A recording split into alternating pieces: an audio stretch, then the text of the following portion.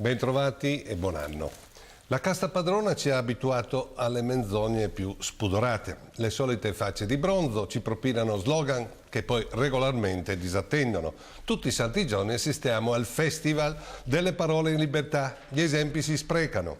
Come quando Matteo Renzi, nell'Assemblea Nazionale del Partito Democratico del 14 dicembre scorso, ha sparato per giustificare le sue scelte. Abbiamo il dovere di corrispondere all'impegno preso con gli italiani.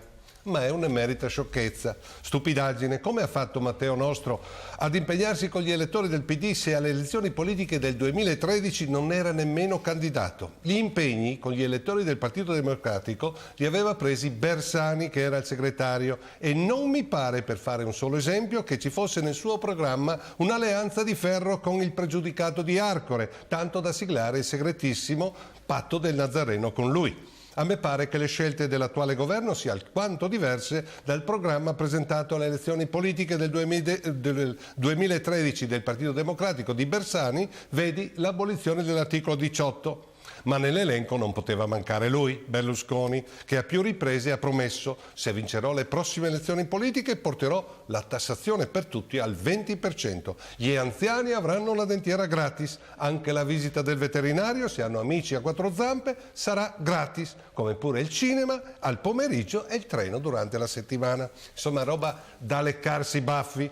Ma quello che si batte alla pari con Renzi e il Caimano nella speciale classifica del politicante più patacaro è il padano doc Matteo Salvini, il segretario della Lega Nord per l'indipendenza della Padania, come recita tuttora il primo articolo dello statuto leghista. Salvini sta girando il paese da nord a sud, sparando promesse che nemmeno un marinaio, il bugiardo per antonomasia, avrebbe la sfrontatezza di dire, come quella che se diventasse capo del governo metterebbe una tassazione unica al 15%. Siamo al chi offre di più col Caimano. Per intortare meglio il centro e il sud Italia, Salvini poi ha creato un nuovo partito con un nuovo marchio, nella convinzione che molti meridionali boccaloni si siano dimenticati di alcune sue frasi del passato, come «senti che puzza, scappano anche i cani, stanno arrivando i napoletani che sono colerosi e terremotati e con il sapone non si sono mai lavati». Per cui conta sulla loro memoria corta, nascondendosi dietro un nuovo simbolo, noi con Salvini, recitando così due parti in commedia. E allora niente più fazzoletti, cravatte, camicie color verde padano. Ora in pubblico nei talk show televisivi usa banalmente delle felpe con i nomi delle regioni italiane che sta visitando, oppure con i soliti logori slogan come stop immigrazione oppure no euro. E a proposito della moneta unica europea, ecco come ne parlava Salvini nel 2012, poco più di 2 anni fa. La Lombardia e il Nord l'euro se lo possono permettere. Io a Milano lo voglio, perché qui siamo in Europa. Il Sud invece è come la Grecia, ha bisogno di un'altra moneta. Lo slogan Roma ladrona, usato per decenni da tutti i leghisti con Salvini in testa, è stato dimenticato dopo che palesemente Roma ingrassava anche i verdi padani. Lui, povera Stella, da sempre importante dirigente leghista della mangiatoia dei Bossi, dei Trota, dei Belsito, non aveva mai avuto sentore, il minimo sentore. Sembra sia sbarcato ieri da Marte. Vuol far credere di essere appena nato politicamente e che con quel triste passato non c'entra nulla. Eppure da oltre 20 anni è nelle istituzioni con la Lega di Bossi.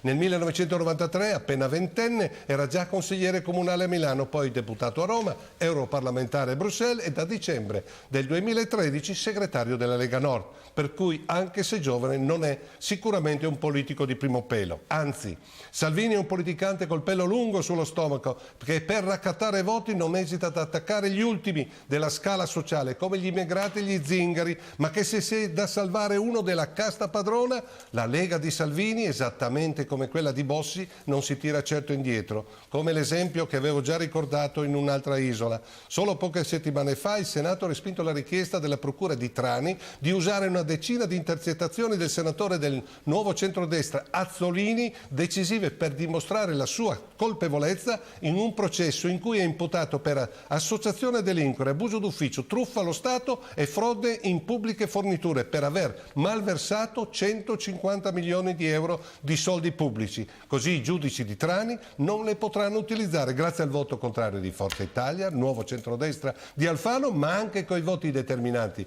di una parte del PD e della Lega Nord di Salvini. Questa è la Lega Nord di Salvini, sempre dalla parte del potere, dalla parte del più forte. Per cui questo Padano Doc si presenta come l'uomo nuovo, sempre dalla parte della gente, ma per chi non ha portato il cervello all'ammasso, Salvini è nuovo come una vecchia 1100 Fiat. Ci vediamo giovedì prossimo.